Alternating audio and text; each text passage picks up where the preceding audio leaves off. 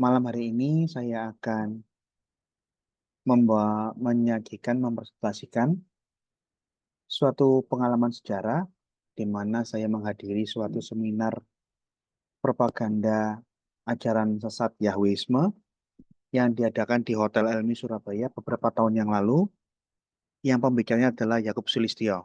Di sini saya akan sajikan bagaimana dia menyampaikan tafsir-tafsirnya yang tidak sesuai dengan kaidah penafsiran yang benar, dan bagaimana hasil dari tafsiran di dalam seminarnya ini menjerumuskan orang di dalam kekeliruan dan kesesatan. Mengenai postingan yang kemarin, beberapa masukan yang saya lihat banyak respon positif. Orang tahu menjadi mana yang betul, mana yang salah mengenai diskusi yang kita kerjakan kemarin tentang kata YHWH dibalik menjadi kata Allah, bahwa itu adalah propaganda yang tidak tepat. Itu propaganda yang sengaja berbohong yang disebarkan oleh kelompoknya Yahwisme.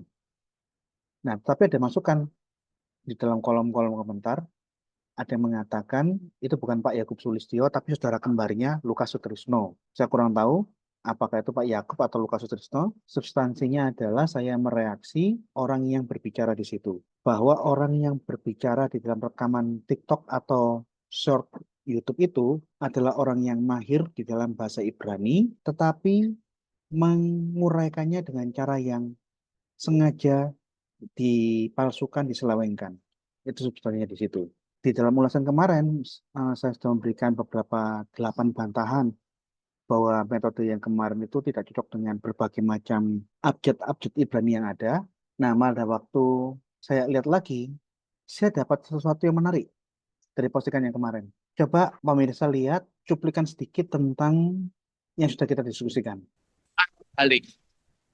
Setelah diputar balik, dijungkir balikan, kemudian dipres, lalu kasih warna yang sama. Kenapa bisa membentuk kata Arab? Apakah ini sebuah kebetulan? Saya yakin tidak. Ini alam supranatural. Perhatikan di sini. Yod he, vav he. He itu ada coretan sedikit. Dia tidak langsung ke bawah. Kalau langsung ke bawah itu huruf huruf bukan he tapi head. Coba perhatikan. Begitu saya lihatnya ada suatu kecurangan, akal-akalannya pembuat postingan ini. Yod he vav he dibalik, kemudian dipres. Begitu saya lihat ternyata nggak hanya dipres. Huruf he dijadikan head sehingga dia tidak menjadi seperti ini. Ada coretan yang tidak nyambung dengan garis di bawah, tapi menyambung. Ini bukan huruf H, tapi huruf cat. Jadi di dalam postingan kemarin itu, YHWH dibalik, dibaliknya tetap YHWH, tapi begitu dipres, dirubah menjadi head. Bukan YHWH, tapi Y-head, wow-head. Jadi ada kesengajaan merubah aksara tetragrammaton yang di dalam pengamatan saya, apakah perubahan ini kebetulan apa tidak? Oh tidak kebetulan. Ini sudah disengaja, ini memang didesain sengaja dibegitukan. Jadi ternyata begitu saya lihat putaran ulang, oh ternyata ini dirubah menjadi YHWH, YKH, WKH. Mengenai kebohongan-kebohongan Yakub Sulistyo di dalam seminar ini, saya salah satu saksi sejarah yang hadir di dalam seminar ini. Di seminar ini saya tidak hadir sendirian, ada Ibu Susan dari Paguyuban Amin, ada Barda dari ISCS, ada Freddy Jemaat GPIB Maranatha, ada Glenn Tapindingan, Jemaat GPIB Ebenezer Surabaya, ada Umar Tauhid, mantan orang Muslim dari aliran Muhammadiyah di Lamongan, yang bertobat dan menjadi pendeta Mesianik. Jadi dia dari kelompok Mesianik yang tidak menggunakan kata Yahweh itu hadir. Termasuk kalau nggak salah, yang saya ingat, anaknya Yusa Adi Siswantoro, yang laki-laki itu hadir juga. Jadi seminar ini dihadiri banyak orang. Di dalam seminar itu, dia mengatakan, menggiring bahwa pentingnya nama Yahweh. Dia tunjukkan ayat-ayatnya. Seminarnya di Hotel Elmi Surabaya. Ini nama hotel yang lama. Sekarang namanya yang baru saya kurang tahu. Dia menggiring pelan-pelan. bahwa nama Yahweh ini tertulis dalam Alkitab dan kita harus menyebut namanya dengan metode tafsirnya yang tentu saja bukan tafsiran Alkitabiah, bukan tafsiran berdasarkan kajian biblika yang benar, karena kalau kita mengikuti kajian biblika itu banyak langkah-langkahnya, langkah-langkah untuk kehati-hatian, jangan membuat tafsir yang serampangan atau yang tidak tepat. Endingnya, dia mengatakan di sebentar itu, barang siapa yang tidak mau mengucapkan nama Yahweh tidak masuk surga, karena surga adalah surganya Yahweh, bukan surganya Allah. Dia ulangi beberapa kali, yang menandakan bahwa memang ini adalah poin utama dari seminarnya, betapa pentingnya nama Yahweh karena berkonsekuensi dengan keselamatan. Yang tidak sebut nama Yahweh tidak masuk surga.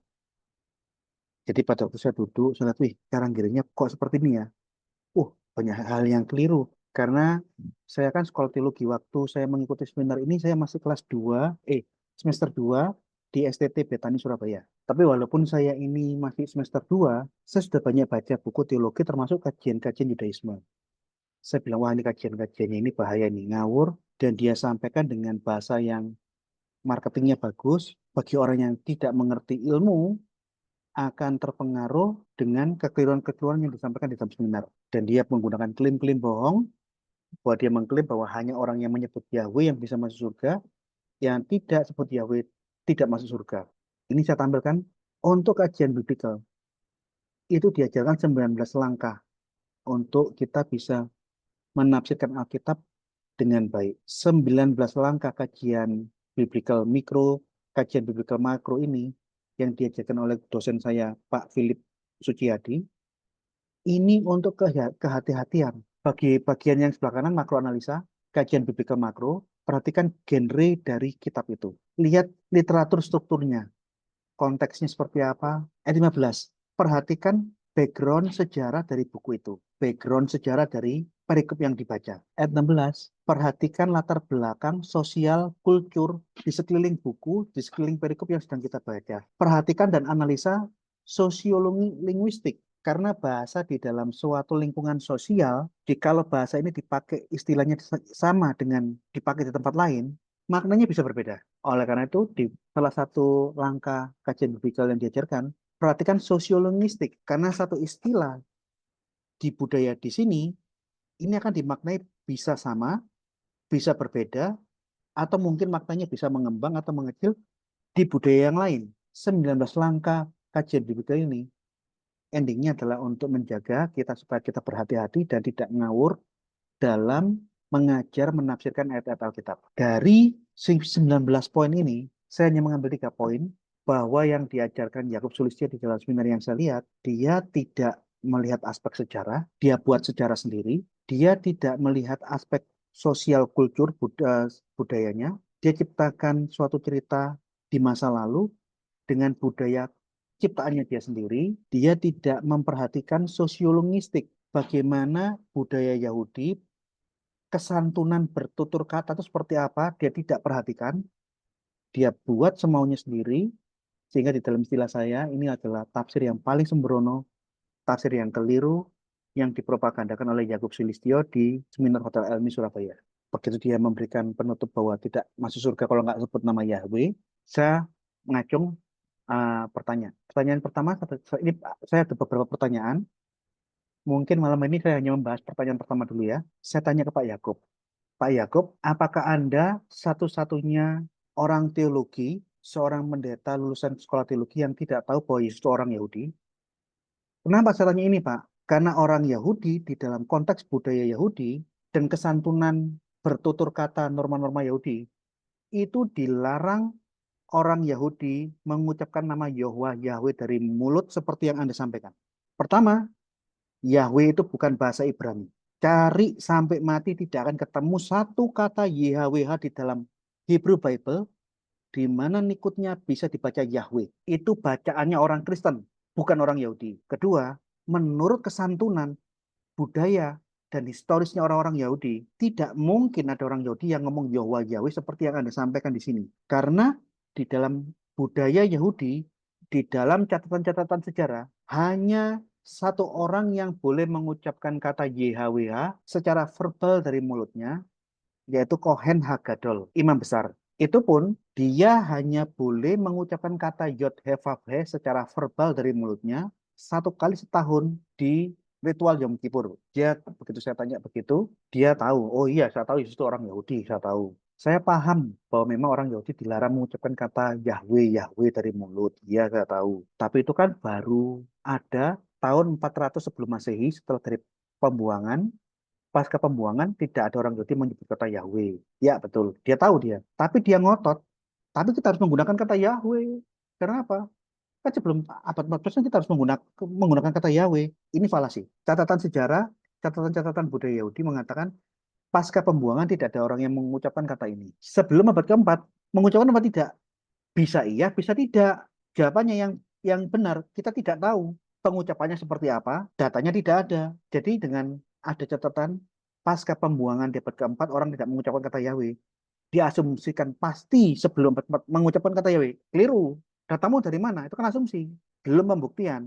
Terus yang lebih substansi, Yesus hidup sebelum abad keempat atau sesudah abad keempat. Dia hidup di dalam kondisi sosiokultur yang tahun berapa? Dia hidup di dalam ikatan norma-norma Yahudi di abad keberapa?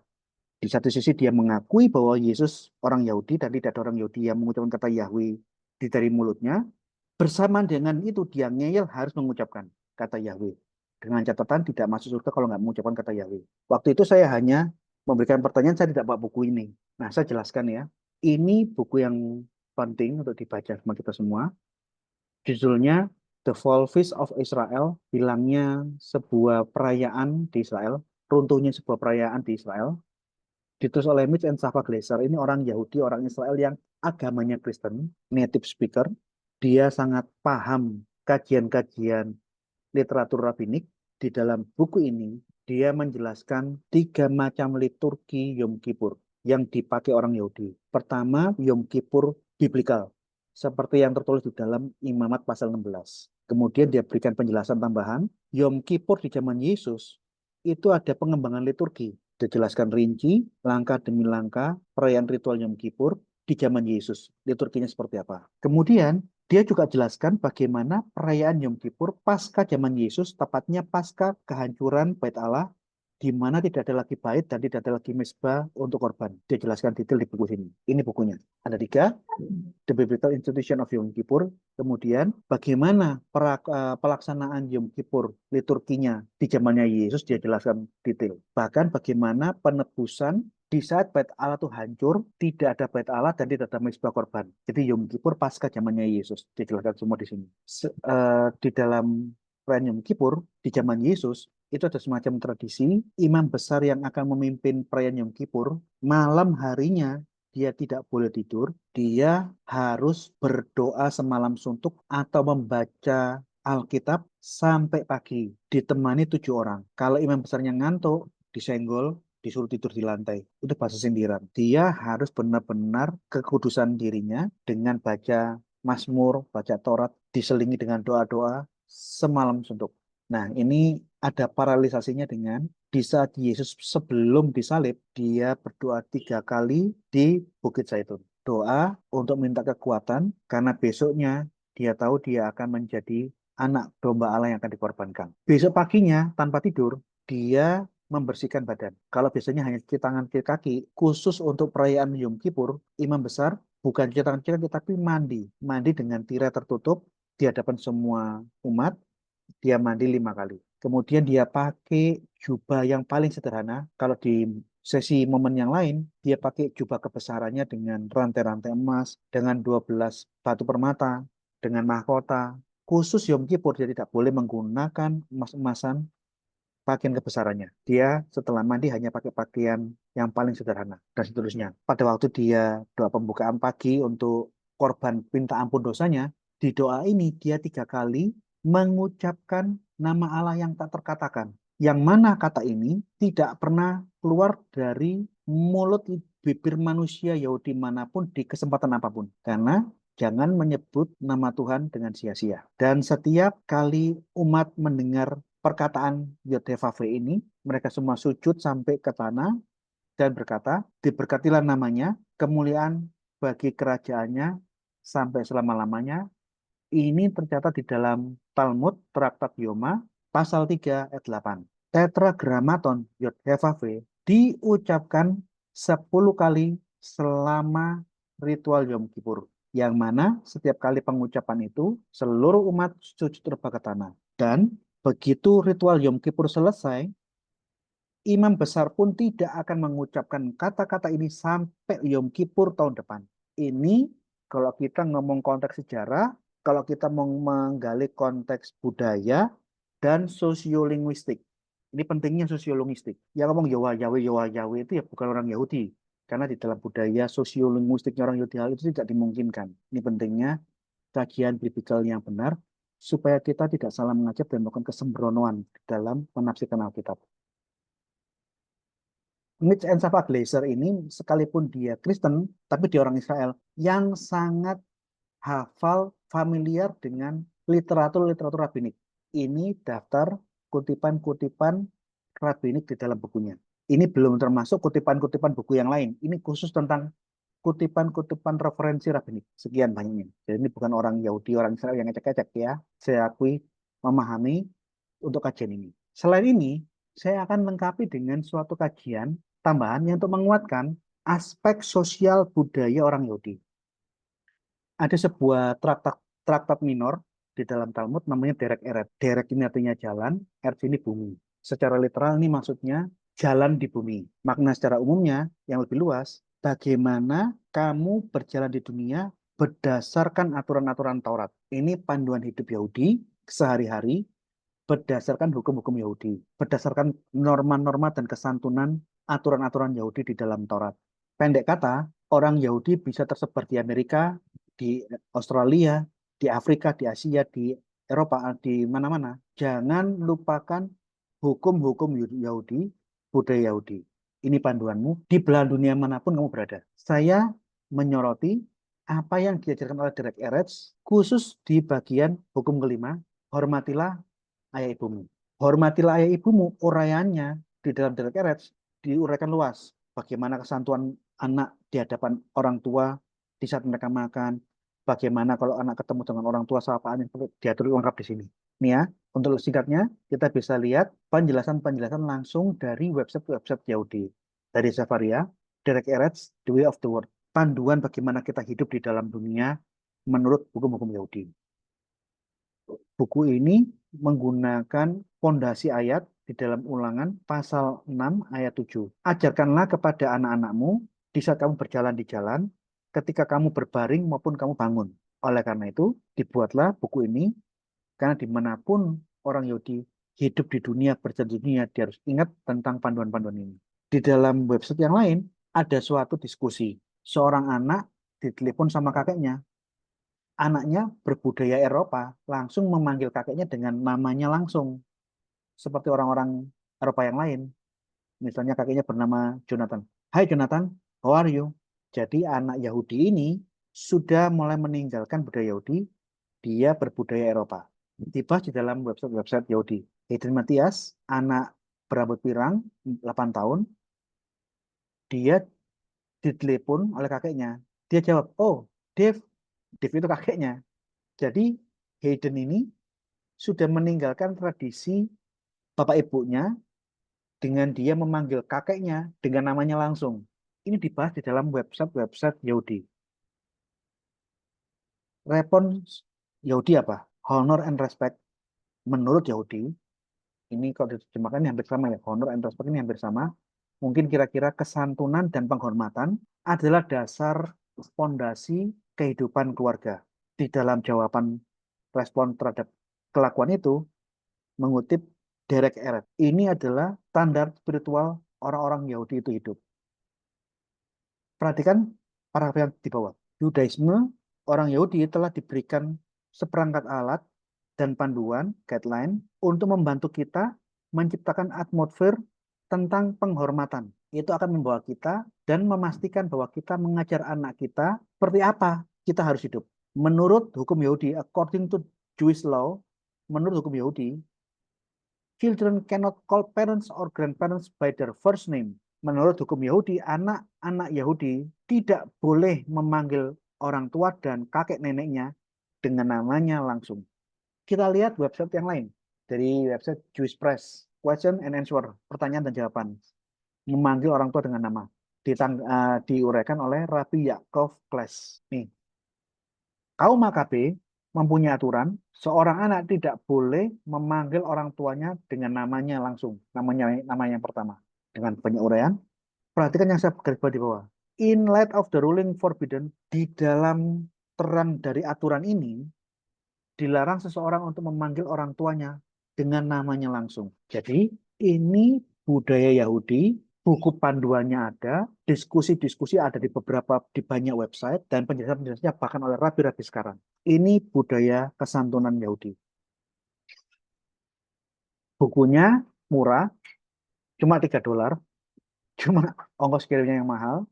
Jadi kalau ada di antara pemirsa yang bisa mendapatkan buku ini, saya akan sangat bersukacita kalau saya bisa dapat buku traktat Derek Eretz, Derek Eretz Suta, dan Derek Eretz Seraba. Buku ini kecil, murah, penting, tapi ongkos kirimnya ke Indonesia mahal. Ya, andai kata Tuhan berkehendak, saya yakin satu saat saya bisa mendapatkan buku ini. Pertanyaan saya dijawab dengan Yakub yang pelin-pelan. Di satu sisi dia mengakui Yesus adalah orang Yahudi, terikat dengan adat istiadat Yahudi, dan dia mengakui bahwa tidak ada orang Yahudi pasca abad keempat, di atas abad keempat tidak ada yang mengucapkan kata Yahweh, tapi dia ngotot bahwa kita harus mengucapkan kata Yahweh, karena kalau nggak mengucapkan tidak masuk surga, dia pelin-pelan. Karena dia ngeyel dan ngotot, bersama dengan itu dia pelin-pelan dari jawaban-jawabannya, saya mengajukan pertanyaan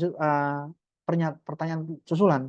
Oh, kalau begitu, apakah dengan ini Pak Yakub Sulistyo ingin mengatakan bahwa Yesus dan para rasul, Petrus, Paulus, Lukas, yang adalah orang Yahudi yang hidup di pasca abad keempat sebelum Masehi, semua masuk neraka karena mereka semua tidak ada yang menyebutkan kata Yahweh dari mulutnya dari lahir sampai mati, dan yang masuk surga itu hanya kamu dan jemaatmu, karena hanya kamu dan jemaatmu yang ngomong Yahweh, Yahweh, dan bahkan menganjurkannya di dalam seminar ini. Apakah memang seperti ini, Pak? Apakah memang maksud Anda dalam mengatakan semua orang yang tidak mengucapkan kata Yahweh, termasuk Yesus dan para rasul masuk neraka, dan hanya kamu yang masuk surga? Jadi Anda lebih mulia dari Tuhan Yesus dan para rasul? Seminarnya di Elmi menjadi heboh. Orang-orang yang mungkin sempat tergiring dengan cara marketingnya Yakub Sulistyo di dalam seminar itu menjadi terhenyak. Ini pentingnya kajian biblikal itu seperti ini. Kita harus membedakan. Dia hidup di dalam budaya Barat yang terbiasa dan itu merupakan pernyataan keakraban. Seorang cucu manggil kakeknya dengan namanya langsung itu dalam budaya Barat itu adalah keakraban. Kalau menggunakan pangkatnya atau tuan, gelar-gelarnya, dianggap ada jarak antara keluarga, antara aku dengan kamu ada jarak. Sebaliknya di budaya Timur, kita tidak bisa memanggil orang yang lebih tua dari umur dari kita, manggil orang tua, om, paman, kakek dengan namanya langsung. Kita harus panggil gelarnya atau gelar baru namanya. Tidak mungkin seorang cucu langsung panggil nama bapaknya. Alex, Alex, Kob, Yakob, Budi, Budi. Enggak. Dalam budaya Timur hal itu tidak dimungkinkan. Yesus orang Yahudi, dia tidak pernah sebut bapaknya Yosap, Yusuf, Maria, Maria secara seperti itu, seperti orang-orang bule. Atau pamannya Yesus itu Klopas. Klopas yang di dalam Injil itu adalah saudaranya Yusuf. Dan kita nggak bisa menyalahkan budaya. Kita yang harus memahami budaya, bukan melarang atau membuat budaya baru. Karena memanggil orang tua, memanggil kakek dengan namanya langsung, atau di dalam adat Yahudi memanggil Tuhan Yahweh, Yahweh dari mulutnya, itu lancang, itu uraan, itu tidak sopan. Mulut kotor di dalam budaya Yahudi, yang seperti itu mulut kotor, laison hara, mulut yang jahat. Secara literal, laison hara itu maksudnya mulut jahat. Maknanya, orang ini mulutnya kasar, uraan, lancang, mulutnya kotor.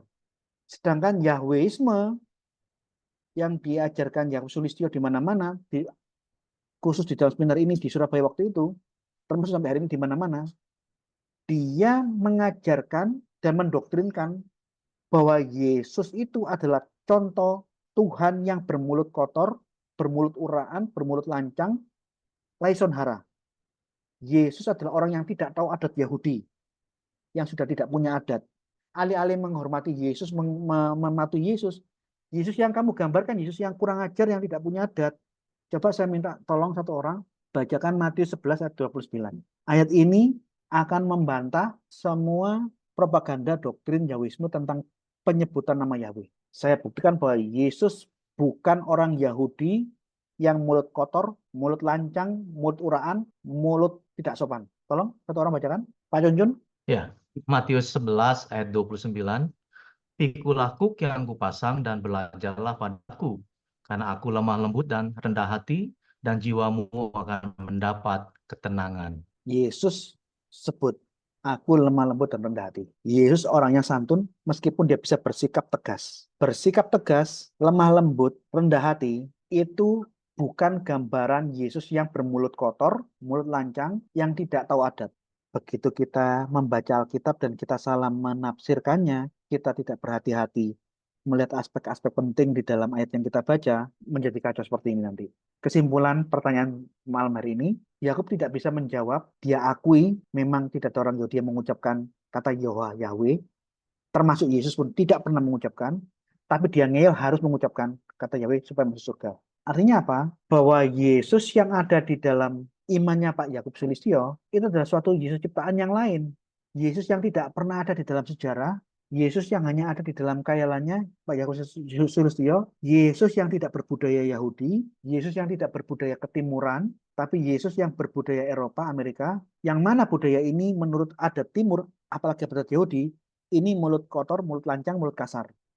Konsekuensinya, orang-orang dari Magelang, dari gerejanya Pak Yakub Sulistyo di Magelang, dia orang non-Yahudi yang merasa paling Yahudi. Mereka menjadikan dirinya Yahudi-Yahudi yang bermulut kasar, Yahudi-Yahudi yang bermulut uraan, laison hara. Bahkan dengan itu dia menciptakan, mengopinikan bahwa Yesus pun juga bermulut kasar, uraan, dan kotor seperti mereka. Ini yang saya tolak. Ini bukan Yesus yang benar. Ini Yesus yang hasil imajinasi mereka. Dan yang lebih parah, yang saya katakan ini sesat. Konsekuensi dari pernyataan yang diberikan oleh Pak Yakub Sulistyo yang tidak sebut nama Yahweh masuk neraka. Bagaimana dengan Yesus? Dari kecil sampai mati, dia tidak pernah mengucapkan kata Yahweh.